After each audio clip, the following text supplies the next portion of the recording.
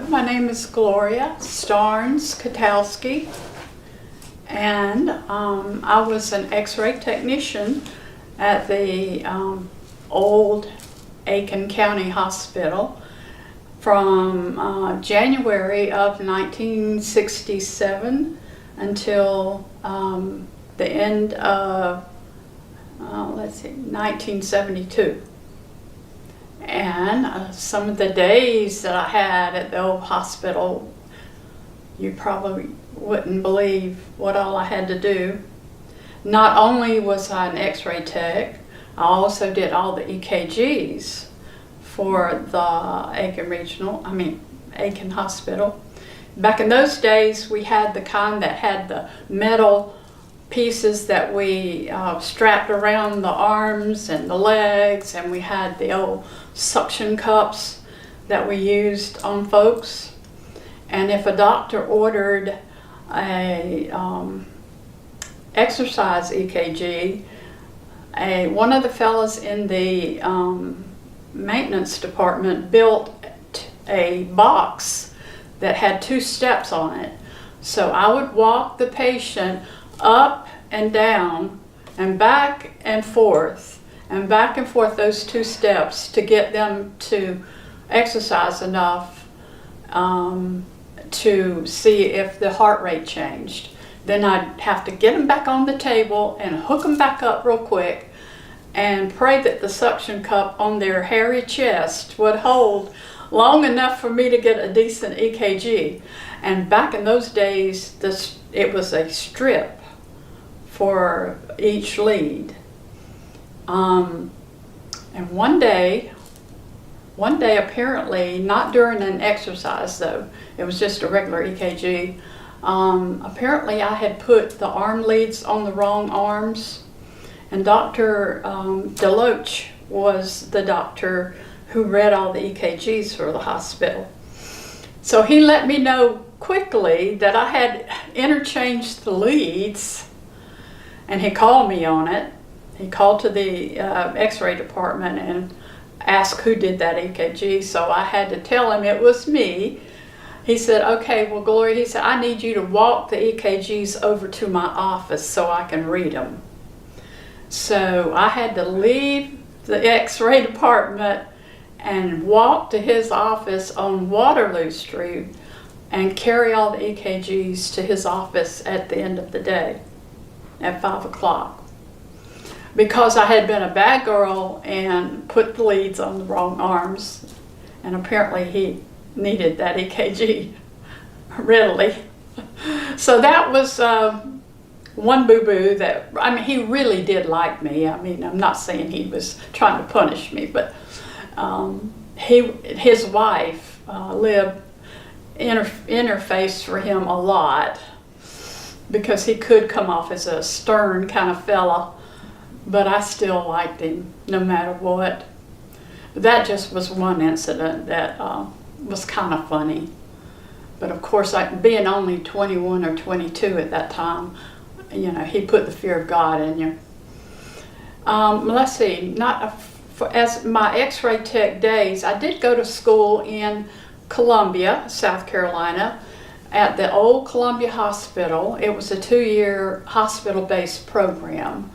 In 1964, there were no college connected radiology programs.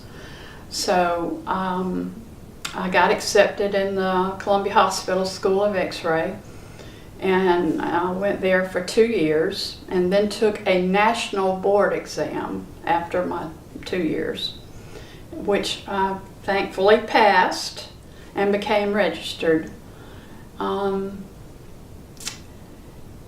As I did work for a short time in Charleston at the old Charleston County Hospital for about 6 months, then became so homesick being down in Charleston that I came back home.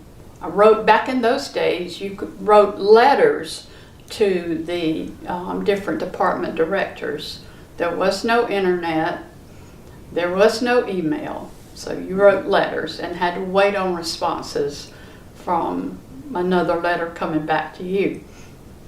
luckily they had an opening there at the old hospital, and so January the 2nd, I was then employed at the old Aiken Hospital.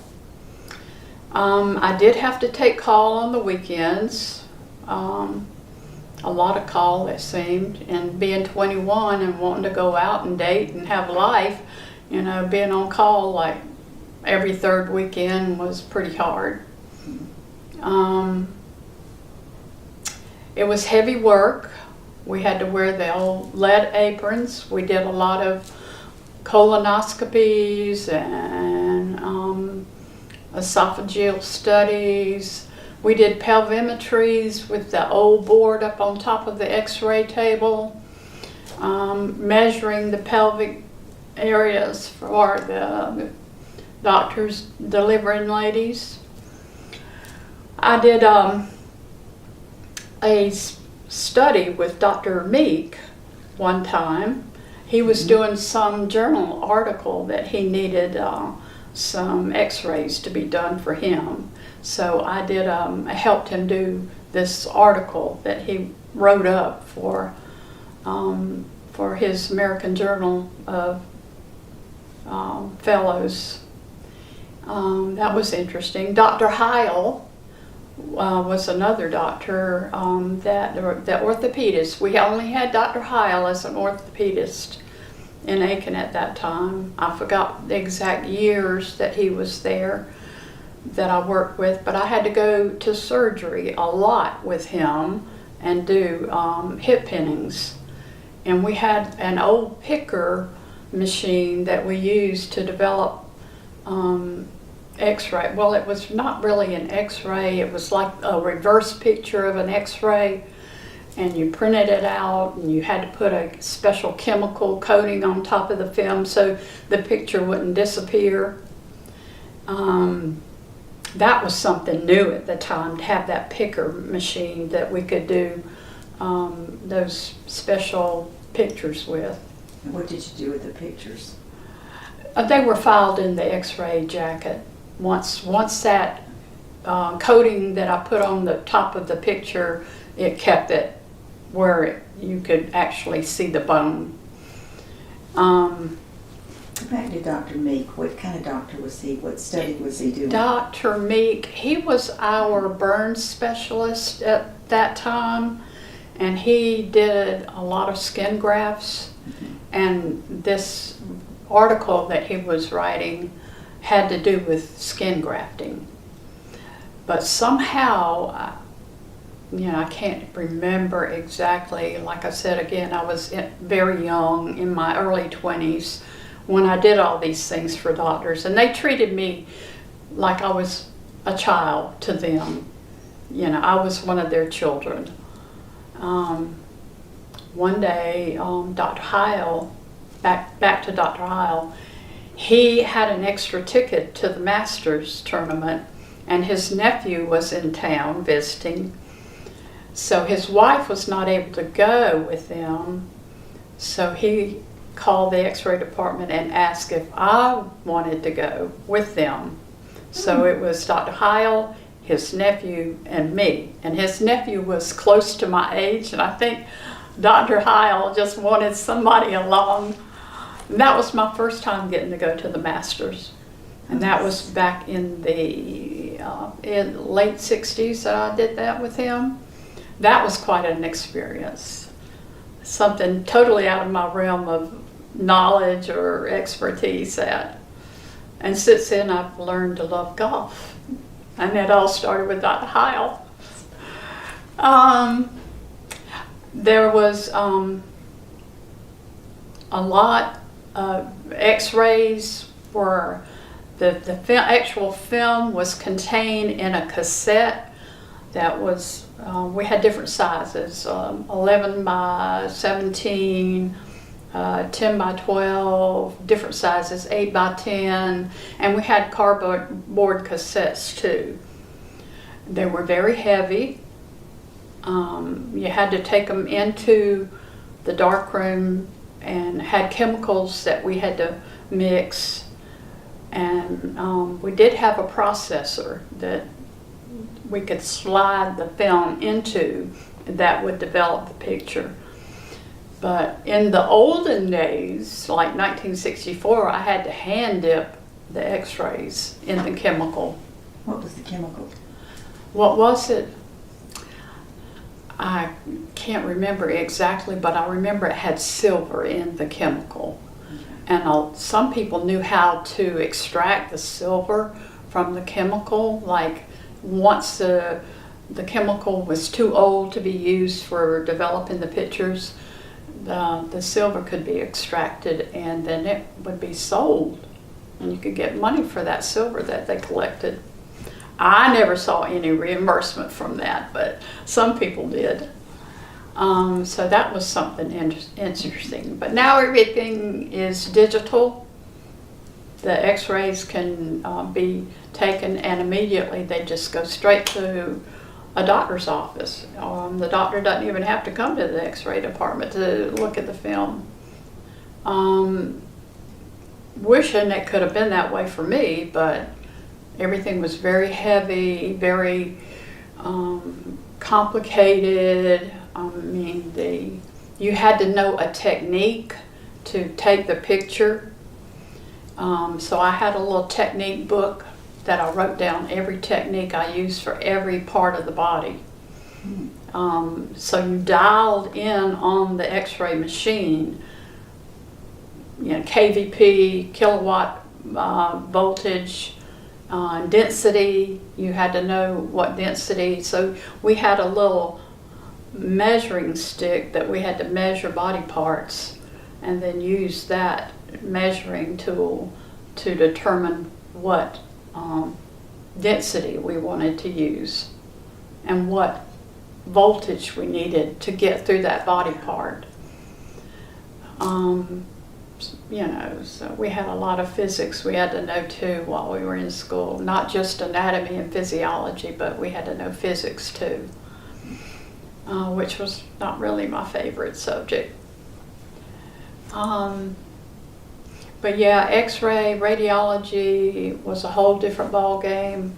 We had a log book that we had to log every patient's name in.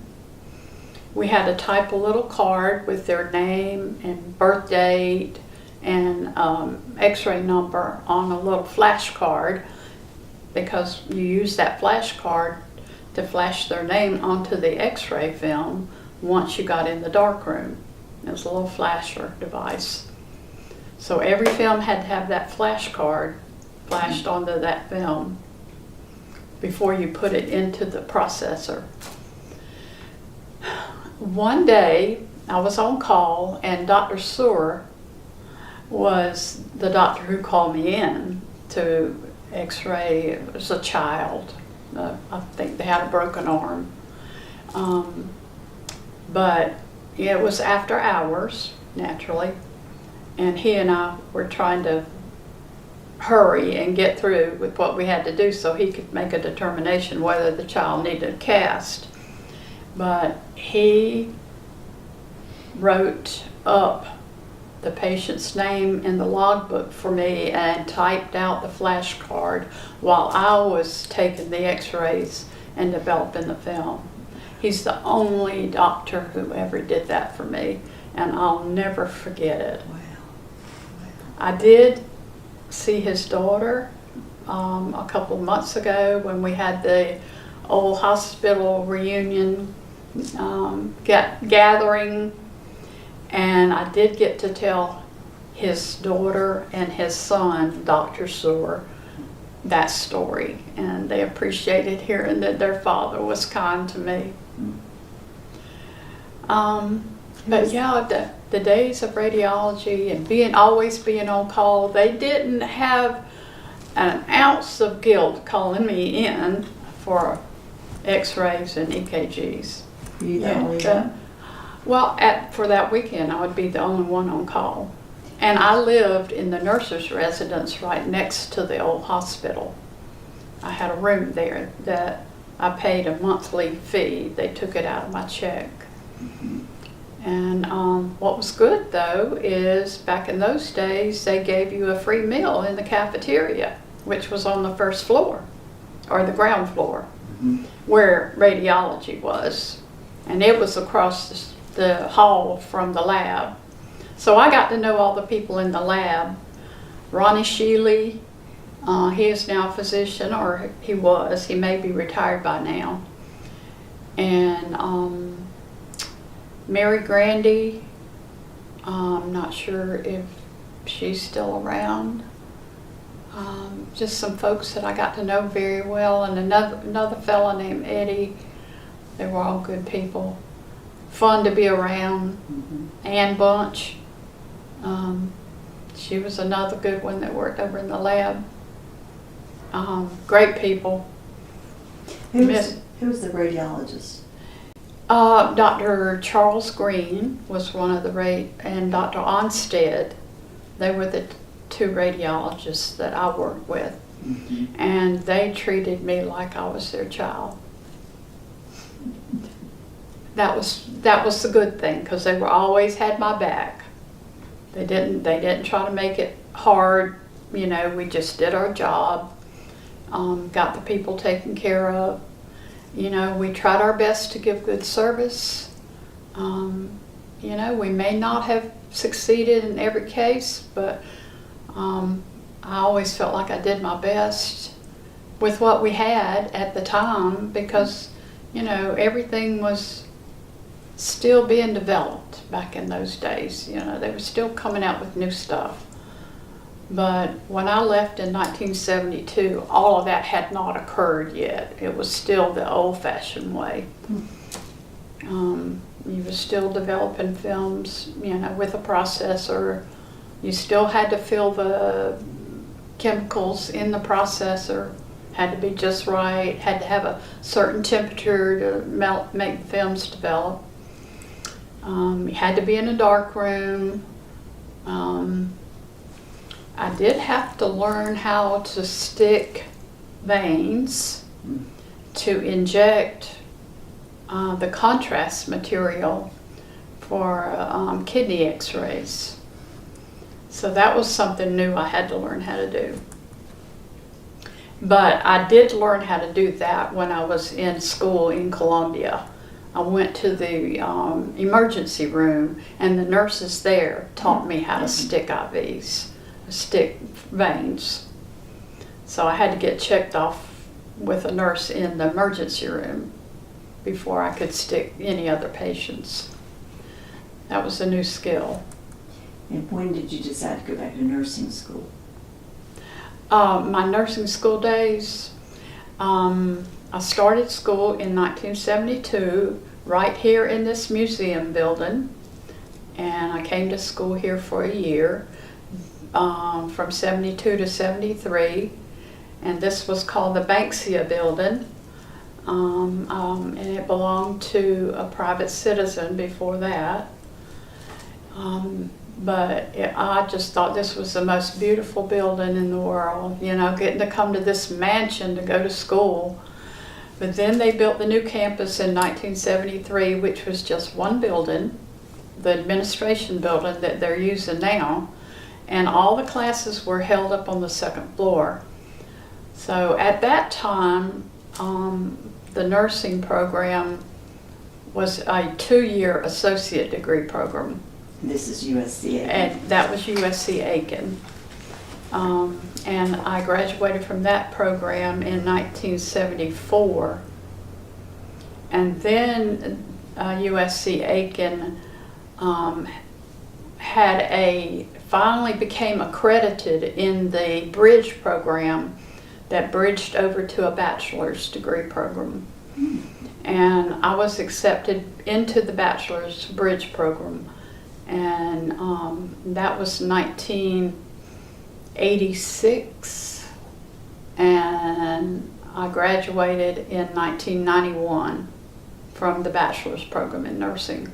I was working full-time and going to school at night, and it took me 6 years to finish school that way. By then I was already married and had a little girl, and I was trying to do all of that at the same time. You working at the new hospital? And then I worked at the new hospital. Well, let's see. I was a school nurse for 4 years at Pinecrest Elementary. That was back in the 80s, and I was working at Pinecrest when the Challenger, it blew up.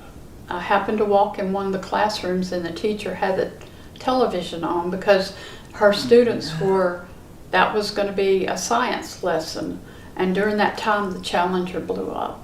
So I'll never forget that day. That was 1986 or 7 that the Challenger blew up, and it was an astronaut from South Carolina that was in that Challenger explosion.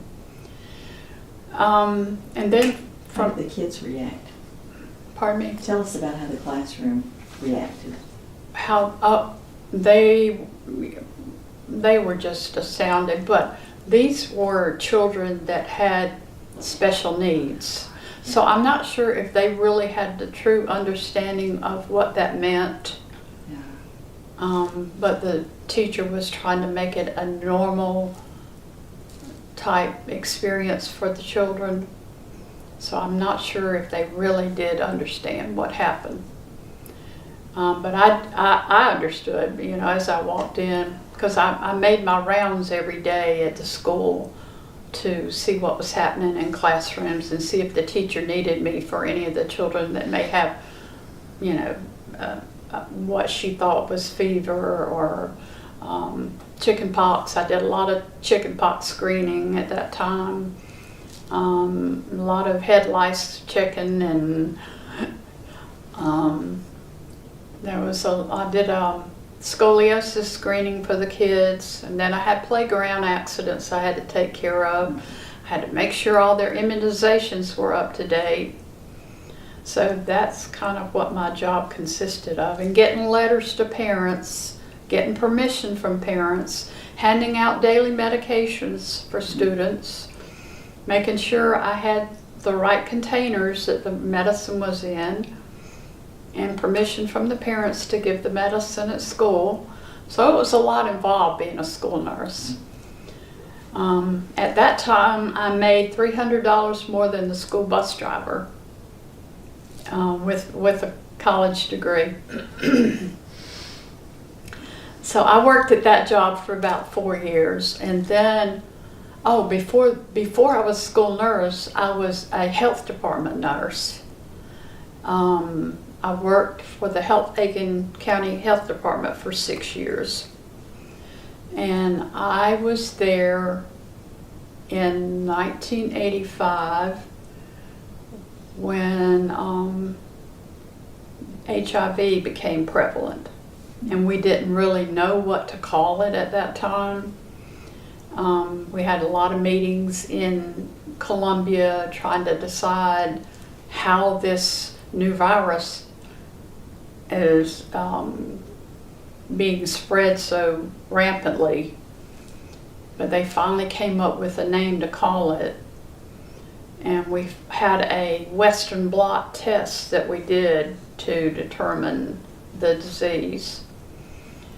And at that time I was the STD nurse, sexually transmitted diseases. They don't call it that now, I don't think. But if we did find somebody that tested positive for HIV, then I had to get patients back in and check them for tuberculosis. At that time, South Carolina was number 2 in the nation for TB cases. So I had to get them back in and get an x-ray and do a PPD on them for TB. I worked at that. I did a multitude of things. I ran the TB clinic, STD clinic, child health clinic. I did children's health. I went out and did home visits for children. I used to carry a box of my daughter's clothes that she had outgrown in the back of my car to give to some of my patients that were very poor, and I would offer them to the mother for her children.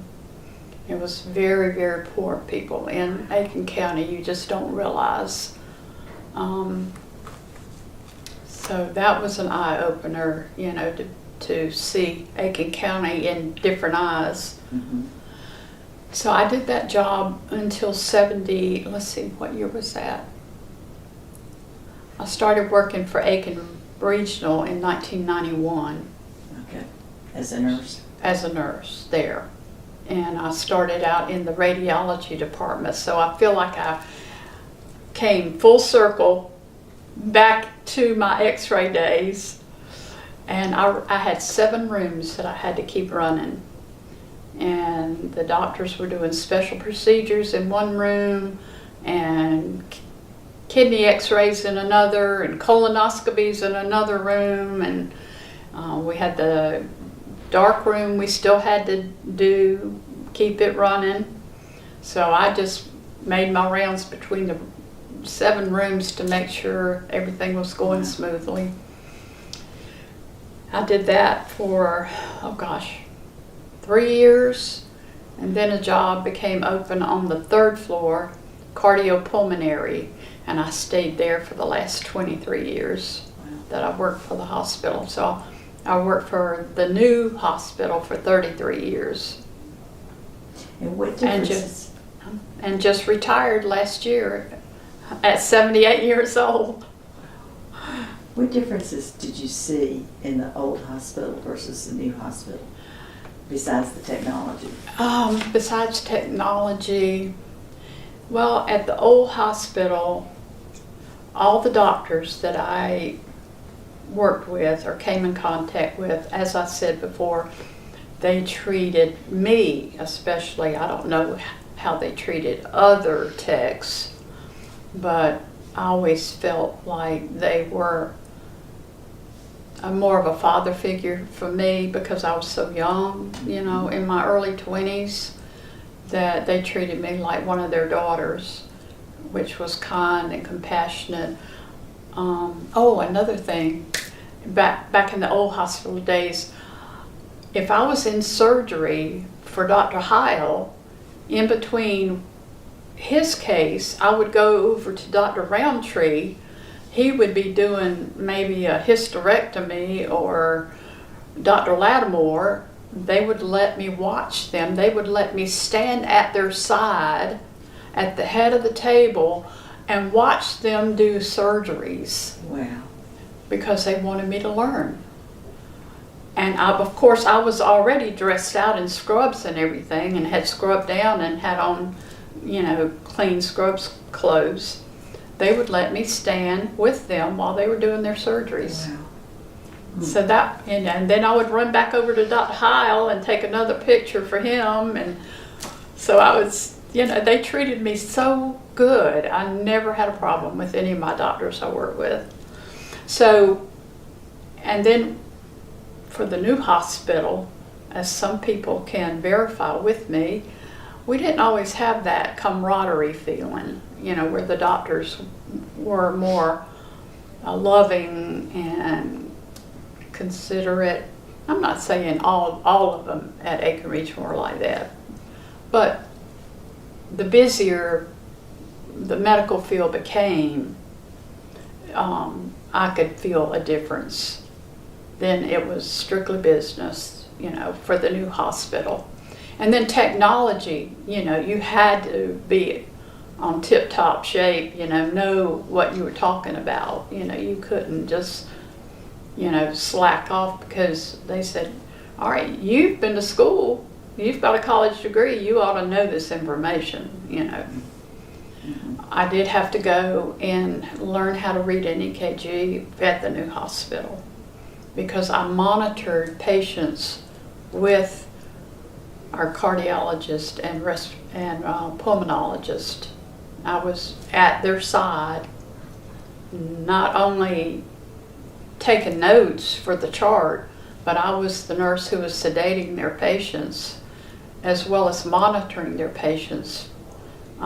And if I saw any changes on the EKG monitor, I had to, you know, notify them right away because we had to change plans. You know, a lot of times we had to stop the procedure and get the patient to a higher level of care. That happened a few times. And death and dying, I saw that firsthand with some of my patients. I was the nurse who had to, especially when I worked in radiology, I had a lady pass away while we were doing a procedure, and then I was the nurse who had to notify the nurse on the floor. I had to tag the patient and get the patient to the morgue and write up a huge report on it,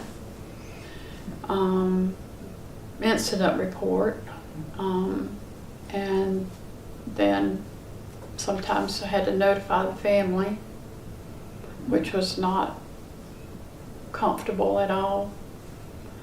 But that happened more than one time for me, not just in radiology, but when I was working with other doctors. That was horrible. You think you're hardened up to that kind of thing, but you never get through it, really. I mean, you hurt for that family.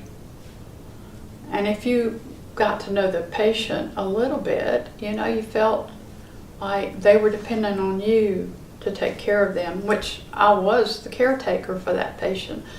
But a lot of times when they did pass away, it was like I didn't really have any control over it. I just tried to help call a code and get the code team up. And then we had a whole full-blown code situation. How about now that you're retired? Tell us about the Honor Guard. The Honor Guard, okay. Well, since I have retired a year ago, in September of last year, the Nurses Honor Guard of the Aiken chapter did a little presentation at the old hospital gathering a year ago, and it was just a sample presentation of a funeral tribute that they do for nurses who passed away. And I saw them do the tribute, and I said, I think I can do that. I would like to be a part of that. So I joined that very day. They brought applications with them to the gathering, and I filled out my application, and I became a member that night. So that's what the Nurses Honor Guard of South Carolina is all about. There are 13 chapters in South Carolina, and our chapter for Aiken is called the Sand Hills chapter. And we do have a large territory that we take care of: Aiken, Allendale, Barnwell, Saluda, North Augusta, Williston, Edgefield. Did I mention Edgefield? Edgefield. So we have a large territory that we serve. We went to funeral directors all over our area to let them know about us, because a lot of people don't know that we are available. We are a volunteer group of nurses who want to honor other nurses at their passing. And what do you do? And we do this for free. We are in our full white nursing regalia, cap, white dress, white stockings, white shoes, and we have, for the Honor Guard, we have a navy blue cape with a red lining in it that we wear for the tribute ceremony. So we go to the funeral service and then present our tribute for that nurse. And we have a certain order that we present to the family members and give the family member, whoever they designate, a wooden box with the Florence Nightingale candle, and it's a beautiful ceremony. It's a candle and a lamp, a porcelain lamp with a candle. We actually light the candle and have a certain words that we say about Florence Nightingale and what the lamp stands for. And then we blow out that candle and take the parts and put back in the wooden box with a little New Testament Bible where all the nurses have signed their name on the inside cover, and then present that little wood box to the family member as a remembrance for the tribute we did. And do you talk about the person? Do you do like a eulogy for the person, or? No, we don't actually do a eulogy. We have a certain order of that we talk about. We have a white rose, and we talk about what the white rose means, and then we present the white rose at the casket. We lay it on top of the casket, or if they've been cremated, we'll lay that white rose by the box for the cremation, and but it's supposed to represent purity and what Florence Nightingale stood for, that her light goes on in the future for nurses. And we ring the bell 3 times for the nurse to come for duty. We call their name, nurse so-and-so, report for duty. Nurse so-and-so, report for duty. We do that 3 times. And then after the 3rd time, if they don't report for duty, we ring the bell 1 last time and tell them we thank them for their duty, that they have been released from their nursing duties. And it's very touching. It's very touching. There's usually people crying in the audience. It's so meaningful. And you were invited to that. You don't just call them, but right. You're Yeah. The funeral director will let the family know that we are available, and if they so desire that we come, then we only do it by invitation. Okay. But it's a very, very wonderful thing to do for another nurse. Yeah, yeah. And I've been doing this now for a year, and you just never get tired of doing it for people. It's feel like it's your honor to get to do it for them. Because as I look back on my days of nursing, 50 years of nursing, and then my 6 years of as being a rad tech, it's like you don't ever get the recognition that you've always felt like you deserved.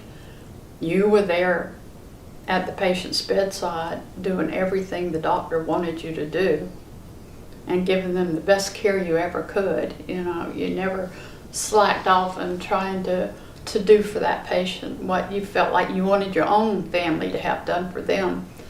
And we feel like nurses, they deserve that honor. Who else would do it for them if it wasn't us? Mm-hmm. So that's my story. Excellent. Anything else about the old hospital? The old hospital was a wonderful place. We gave good care, the best we could with what we had. We had wonderful doctors who did their very best. I know Dr. Wyman used to work in the emergency room, and he was as good as you could get working there. And then working with the pharmacist, some of the best I ever knew, Hank Sally. He was a jewel now for that pharmacy, and I know another lady that used to work with him too. Mm-hmm. And then Miss Mary worked with him, and Cliff worked with him. So we had a good time. It was like a big family back in the day. It was like everybody loved each other, and we took care of each other. I can't say enough good stuff about my time at Aiken, the old Aiken Hospital. I was born there, and my public health nursing was there in that building. My 6 years I worked as a public health nurse was down on the ground floor. Very good.